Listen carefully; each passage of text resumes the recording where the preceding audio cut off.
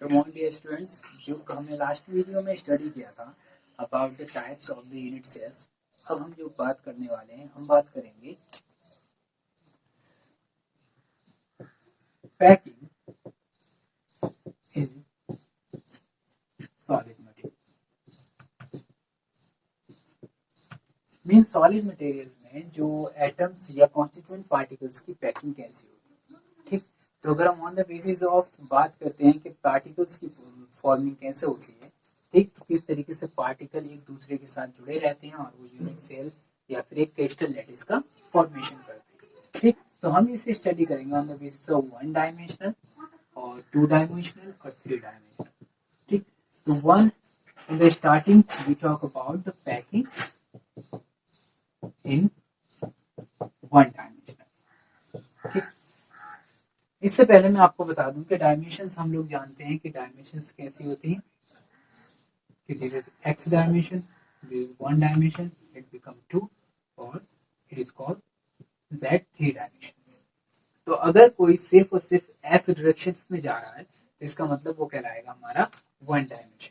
तो मेरे पास अगर एटम्स हैं और मैं उन्हें एटम्स को सिर्फ और सिर्फ वन डायरेक्शन में अरेंज करता हूँ तो ये एटम्स एक दूसरे से अटैच होते जाएंगे, क्योंकि हम लोग जानते हैं कि सॉलिड के केस में क्या होता है नॉर्मली कि जो एटम्स होते हैं या फिर मॉलिक्यूल्स होते हैं वो एक दूसरे से जुड़े रहते हैं। मीन उनके बीच का जो इंटर मॉलिक्यूलर फोर्स होता है वो मोर होता है, यानी कि हायर होता है, जिसकी वजह से वो एक दूसरे से क्या रहते हैं, अटैच रहते हैं। यहाँ पर जब ये एटम एक दूसरे से अटैच होते हैं तो फॉर एग्जाम्पल मैं अगर इसकी बात करूँ तो इसे मैं मान लेता हूँ मेन एटम अपना, और मैं इसका कोऑर्डिनेशन नंबर देखूं तो इसका कोऑर्डिनेशन नंबर कहलाता है कि वो कितने एटम से जुड़ा हुआ है। ठीक, तो जैसे ये linear arrangement of the particles है या फिर कॉन्स्टिट्यूएंट पार्टिकल है तो ये एक सिंगल डायमेंशंस में है, तो हम यहाँ पर अगर इसका अरेंजमेंट देखें तो इसका ये कितने एटम से जुड़ा हुआ है, वन एंड टू, तो इसका कोऑर्डिनेशन नंबर क्या हो जाएगा, टू हो जाएगा। तो in case of packing in one dimension आप क्या देखेंगे कि जो उसमें पार्टिकल्स होते हैं वो एक लीनियर डायरेक्शंस में एक दूसरे से जुड़े रहते हैं, जिनका कोऑर्डिनेशन नंबर क्या होता है, टू होता है। यानी कि एक पार्टिकल सिर्फ और सिर्फ दो एटम के साथ जुड़ सकता है। अंडरस्टैंड। अब बात करते हैं हम packing in to dimensions. To dimensions के केस में हम पैकिंग की बात करते हैं। अच्छा, अगर ये टू डायमेंशंस की बात करें तो ये दो टाइप की पैकिंग दिखाता है। फर्स्ट वन होता है square packing, this one is first one. इस केस में क्या होगा कि आप क्या देखेंगे, जो पार्टिकल्स होंगे वो दो डायमेंशंस में अरेंज हो जाएंगे, मतलब एक तो वाई साइड और एक एक्स। ठीक है, तो यहाँ पर मेरे पास ये पार्टिकल्स हैं और ये इस तरीके से अरेंज रहेंगे टू डायमेंशंस में सिंपली। और किन्हीं चार पार्टिकल्स को अगर मैं उनके पॉइंट्स को लेता हूँ तो मैं नोटिस करूंगा कि यहाँ पर एक स्क्वायर बन जाएगा। ये स्क्वायर यूं भी बन सकता है और ये स्क्वायर यूं भी बन सकता है। Let me make it somewhere else. Okay. जैसा हमने यहाँ पे बनाया है वैसे हम इसको यूं बढ़ा देते हैं।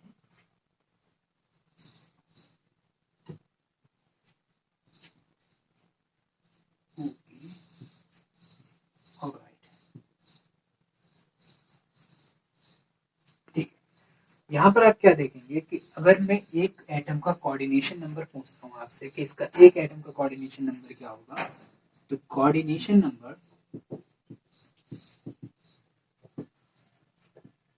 अगर हम चेक करते हैं हम क्या देखेंगे कि अगर ये एटम हमारा मेन एटम है तो इसे 1 2 3 4, यहाँ पर कोऑर्डिनेशन नंबर क्या हो जाता है, 4 हो जाता है। जब स्क्वायर प्लेनर या स्क्वायर पैकिंग की बात करेंगे, square packing in solid materials, तो उनका जो कोऑर्डिनेशन नंबर होगा 4 होगा। और यहाँ पर जो पार्टिकल्स होते हैं वो दो डायमेंशंस में स्प्लिट रहते हैं, यानी कि एक्स डायरेक्शन और वाई डायरेक्शन। तो ये है 2D के अंदर स्क्वायर पैकिंग ऑफ सॉलिड्स। अब जो दूसरा पॉइंट आता है उसमें हम डिस्कस करेंगे about second point, that is hexagonal packing. Okay, hexagon के केस में क्या होगा, यहाँ पर जो पार्टिकल्स होंगे जैसे 1 लेयर हो गए, अब जो ये डिप्रेशन है वहां पर पार्टिकल आएगा, कि इस डिप्रेशन में पार्टिकल आएगा और जो नेक्स्ट लेयर होगी उसमें उनके डिप्रेशन में पार्टिकल आ जाएगा। अगर मैं सिर्फ इस पार्टिकल को एक मेन पार्टिकल कंसिडर करूं और इनके सबके पॉइंट्स को अगर मैं मिलाता हूं लाइक दिस, तो आप देखेंगे कि एक हेक्सागोनल स्ट्रक्चर बन जाती है। और ये हेक्सागोनल जो स्ट्रक्चर बनी है bye joining this particles around one point, तो आप क्या देखेंगे कि इन पार्टिकल्स की नंबर क्या है 1 2 3 4 5 और 6। मींस यहाँ पर जो स्ट्रक्चर बनी है इसका कोऑर्डिनेशन नंबर होगा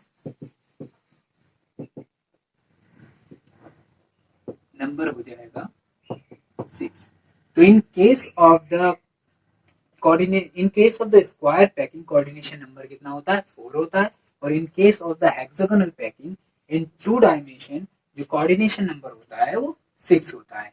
ठीक है, तो हमने यहाँ पर स्टडी कर लिया कि कोऑर्डिनेशन नंबर इन 1D जो होगा हमारा हमेशा कितना रहने वाला है 2 रहने वाला है। इन 2D क्या हो जाएगा, अगर स्क्वायर पैकिंग है तो वहां पर कोऑर्डिनेशन नंबर 4 हो जाएगा, और अगर हेक्सागोनल पैकिंग है तो वहां पर कोऑर्डिनेशन नंबर क्या हो जाएगा 6 हो जाएगा। इसमें क्या होता है नॉर्मली कि जब हम सॉलिड स्टेट के बारे में पढ़ते हैं तो स्क्वायर पैकिंग और पैकिंग के बारे में स्टडी करना बहुत इंपॉर्टेंट हो जाता है।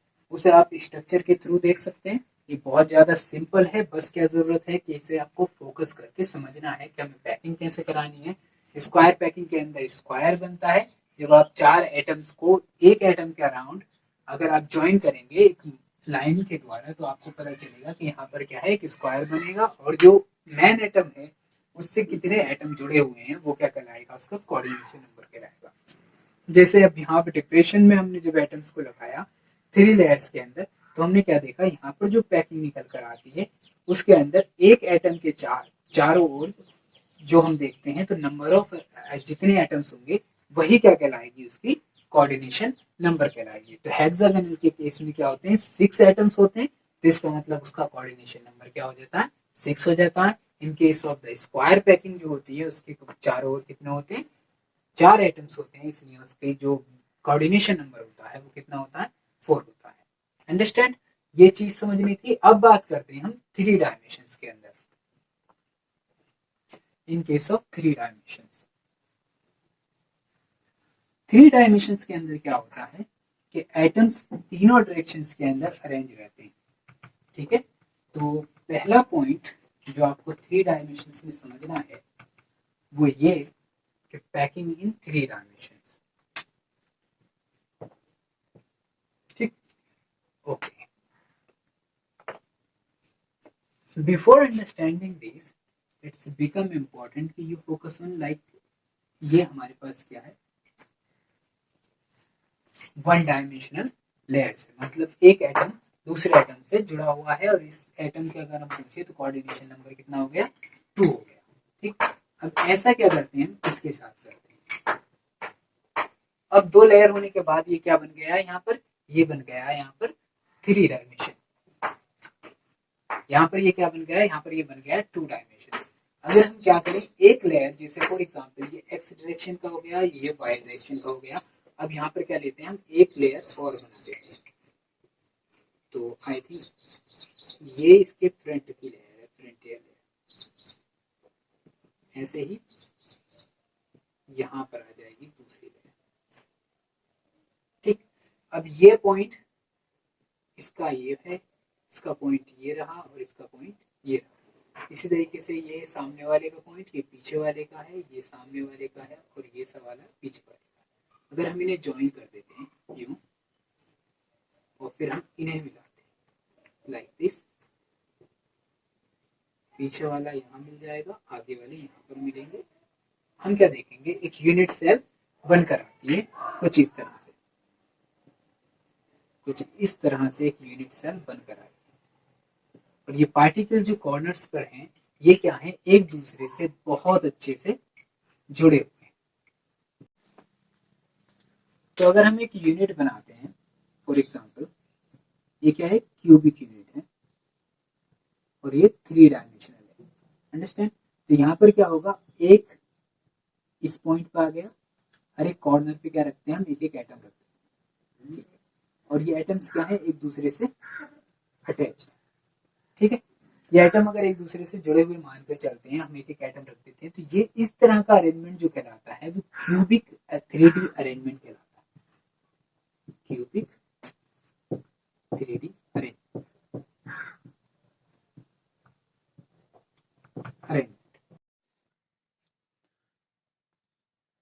तो हमने जो अभी पॉइंट पढ़ा था, हमने बात की थी about simple cubic factor in 3D, ठीक।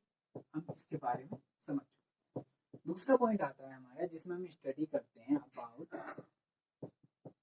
हेक्सागोनल क्लोज फैक्टर, ठीक। Before we get into the detail, some of the terms I want to rectify before that. Those points are void. What are these voids? Voids are those spaces which were left when we packed the atoms. Actually हम जैसे अगर suppose कर सकते हैं जो atoms होते हैं या molecules होते हैं, तो स्पेशली एटम्स की बात करें तो वो क्या होते हैं,